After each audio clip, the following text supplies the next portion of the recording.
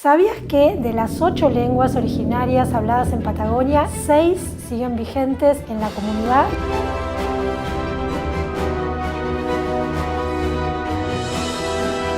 ¿Sabías que?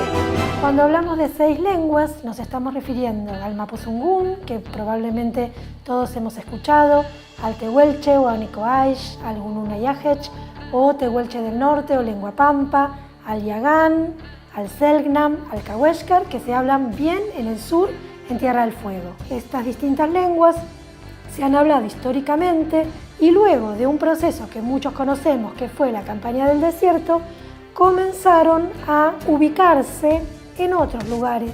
Por eso es que hoy encontramos hablantes de las lenguas originarias no solamente en el campo, sino también en las ciudades donde vivimos.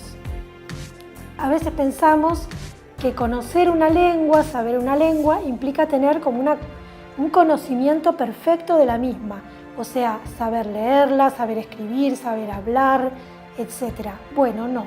Muchas veces conocemos fragmentos de las lenguas, reconocemos que una lengua está presente en un lugar.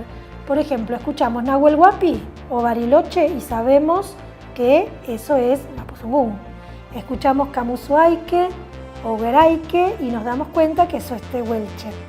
Las lenguas están presentes en la toponimia, están presentes en los apellidos de muchos de nosotros, están presentes en los nombres, ¿sí?, de quienes se llaman Nahuel, Ayelén, Ailén, y también están presentes en animales, objetos que conocemos o utilizamos cotidianamente.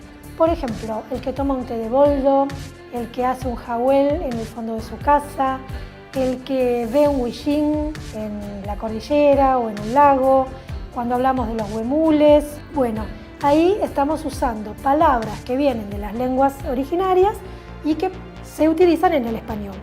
Porque el español, si bien pareciera que toda la vida existió en Patagonia, resulta que tiene mucha menor antigüedad.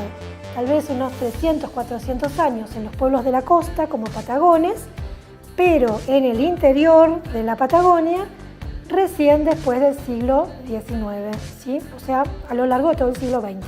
Las lenguas no solamente se aprenden yendo a cursos de idiomas, muchas veces se aprenden por comunicarse con personas que las saben, por buscar en internet, que hay un montón de recursos para escucharlas y familiarizarse, acercarse a cómo se pronuncian, qué significados tienen algunas expresiones, y también se pueden aprender en el espacio escolar.